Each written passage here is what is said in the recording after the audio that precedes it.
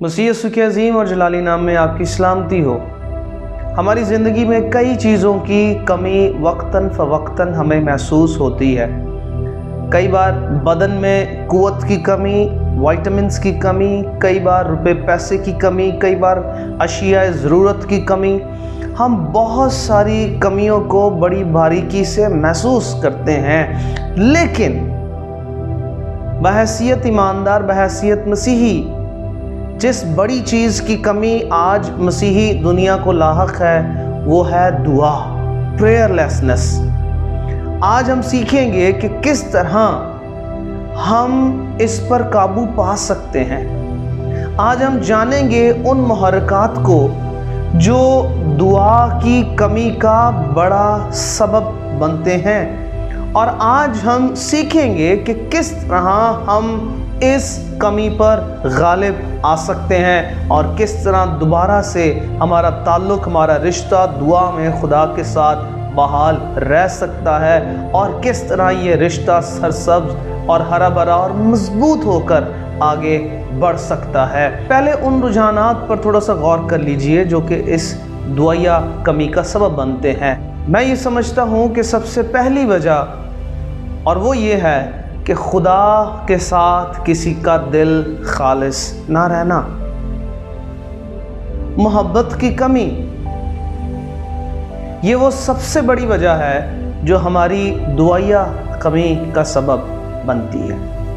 फिर हमारे रुझानात, हमारी प्रायोरिटीज़, वो खेल कूद हो सकती है, वो माशरती ज़िंदगी हो सकती है, वो हमारे रिलेशनशिप हो सकते हैं, वो सोशल मीडिया पर ज़्यादातर वक्त गुजारना हो सकता है, जिसकी बाइस हम दुआ में पीछे रह गए हैं। दुआ में आगे बढ़ने के लिए इस मामला में इस बात से वाकिफ़ होना कि हमें दुआ की ज़रूरत है। हमारे रिश्तेदारों को, हमारे घरानों को, हमें, हमारे चर्चिस को, हमारी कम्युनिटी को, हमारे मुल्क को, इस दुनिया को, आपके मेरे हल्के अहबाब को जहां हम बसते हैं, उसे दुआ की ज़रूरत है। उसमें तब्दीलियां दुआ के वसीले आ सकती हैं। दुआ वो हथियार है जिसको इस्तेमाल करना सीख कर और जिसमें दोबारा बहाल होकर हम एक फातेह की तरह ज़िंदगी बसर कर सकते हैं। इस कमी को महसूस करना और इस पर काबू पाने की कोशिश करना हमें दोबारा दुआ में बहाल कर सकता है। शमूएल नबी की पहली किताब उसके 12वें बाब की 23वीं आयत में शमूएल नबी ये फरमाते हैं कि खुदा ना करे कि मैं तुम्हारे वास्ते दुआ ना करके खुदावंद का गुनहगार ठहरूं। वो प्रेयरलेसनेस को यानी दुआ की कमी को गुनाह के ज़िम्रे में गिनते हैं। और आज इसी सेंसिटिविटी और आज इसी हसासियत की, इसी गहरे एहसास की हर ईमानदार को ज़रूरत है कि वो दुआ में बहाल उस वक्त हो सकता है जब वो ये गहरे तौर से महसूस करे और माने कि वो दुआ की कमी का शिकार है। और कई बार लोग अपनी पुरानी दुआया ज़िंदगी को, पहले की दुआया ज़िंदगी को, जब वो दुआया तौर पर बहुत मजबूत थे, वो उसे बारहा याद करते और कोशिश करते हैं कि वो उसमें बहाल हों, और कई कोशिशें करने के बावजूद वो उसमें बहाल नहीं हो पाते।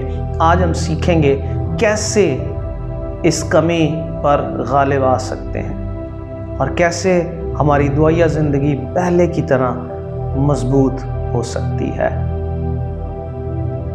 लूका की इंजील उसके 15वें बाब की 11वीं आयत से लेकर 32वीं आयत में मुसरफ बेटे, ऐसे बेटे की जो कि खो गया है, उसकी कहानी का जिक्र है।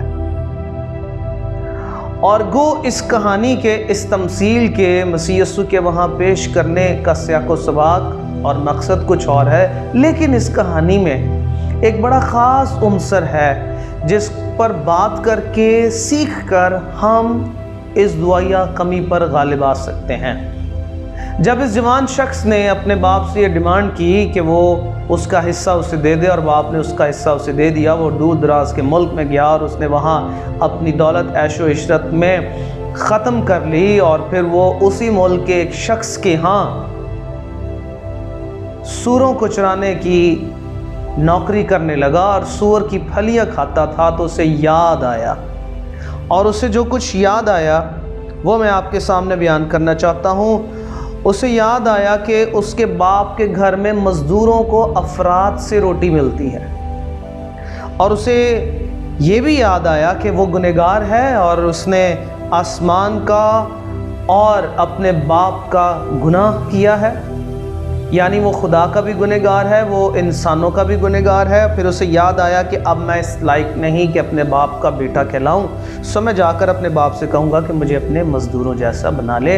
वो ये माइंडसेट लेकर, बड़े ध्यान से सुनिएगा, वो ये माइंडसेट लेकर अपने बाप के यहाँ गया है कि अब बाप उसे अपने मज़दूरों की जगह मज़दूर बना ले, मज़दूरों में शामिल कर ले, क्योंकि अब वो बेटा कहलाने के लायक नहीं रहा।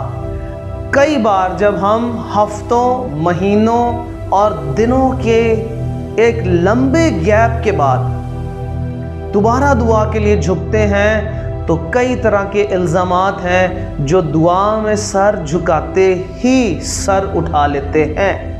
हम जैसे ही दुआ करना शुरू करते हैं, इल्ज़ामात की बौछार हमें घेर लेती है। तो इस लायक नहीं है कि तू अब इतने अरसे के बाद खुदा के हुजूर दुआ करे, अब तू उसका बेटे होने के लायक नहीं रहा, अब खुदा तुझे पसंद नहीं करता, अब वो तेरी दुआएं सुनेगा नहीं, और मुख्तलिफ़ किस्म के इल्ज़ामात हमें घेर लेते हैं। और इससे पहले कि हम दुआ में बहाल हों, हम बहाल होने से पहले ही उस दुआ को छोड़ चुकते हैं और आगे नहीं बढ़ पाते।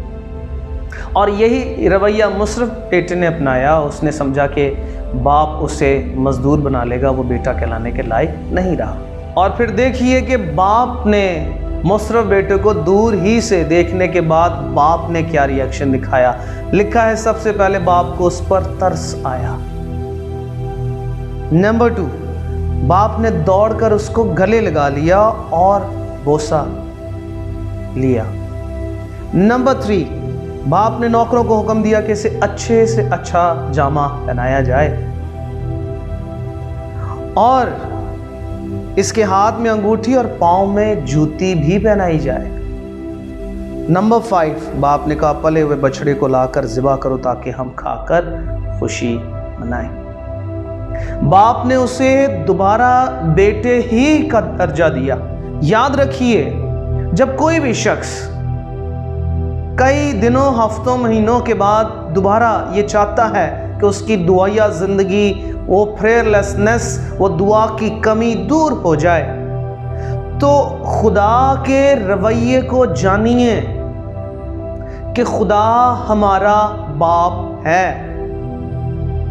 वो शफीक है, और बाइबल फरमाती है कि उसका कहर और उसका गुस्सा वो दम भर का है, और उसकी शफकत अब्दी है। जैसा वो अब्दी है और वो मिट नहीं सकता, उसकी ज़ात ख़त्म नहीं हो सकती, इसी तरह उसकी शफकत ये ख़त्म नहीं हो सकती। सो बड़ा ज़रूरी है कि हम इस बात को समझें कि जब हम दुआ के लिए खुदा की हुजूरी में बहाल होने के वास्ते कदम बढ़ाते हैं, तो खुदा हमें गले लगाने के वास्ते तैयार है, वो हमें चूमने के लिए तैयार है, वो अपनी प्रेजेंस का एहसास दिलाने के लिए तैयार है। कभी भी खुदा के बाप होने पर और अपनी फर्जंदियत पर शक मत कीजिए।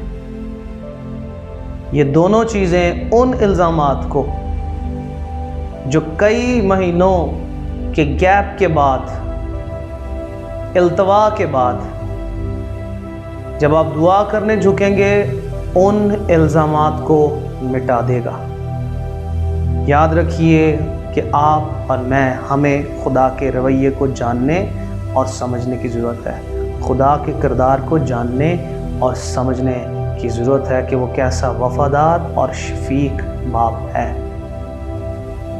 वो बावफ़ा है, वो बेवफ़ा नहीं है। वो बाहें फैलाए आज भी आपका इंतज़ार कर रहा है कि आप आएँ और दुआ में दोबारा बहाल हों। दूसरी बात जो हमें दुआ में बहाल कर सकती है और इस प्रेयरलेसनेस को, इस दुआया कमी को दूर کر سکتی ہے وہ یسایا کی کتاب اس کے 40ویں باب کی 29ویں آیت سے لے کر 31ویں آیت میں ہے، اور وہ ہے خداوند کا انتظار کرنا۔ یسایا اپنی صحیفے میں یہ فرماتے ہیں کہ وہ تھکے ہوئے کو زور بخشتا ہے، وہ ناتوان کی توانائی کو زیادہ کرتا ہے۔ خدا الزامات نہیں لگاتا، خدا کے کردار کو سمجھنا، خدا کی ذات کو جاننا یہ بہت زیادہ ضروری ہے۔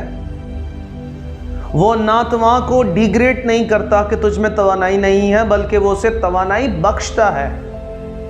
اور اسی بات کو یعقوب اپنے صحیفے میں یہ بیان کرتے ہیں کہ اگر کسی میں حکمت کی کمی ہو تو وہ خدا سے مانگے جو بغیر ملامت کے فیاضی کے ساتھ بخشتا ہے۔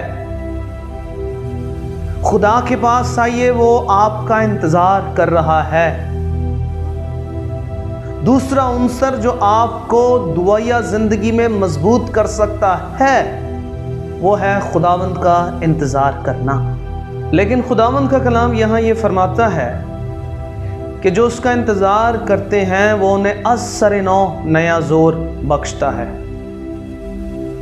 ایسا زور کہ وہ عقابوں کی مانند بالوں پر سے اڑیں گے، وہ دوڑیں گے اور نہ تھکیں گے، وہ چلیں گے اور ماندہ نہ ہوں گے۔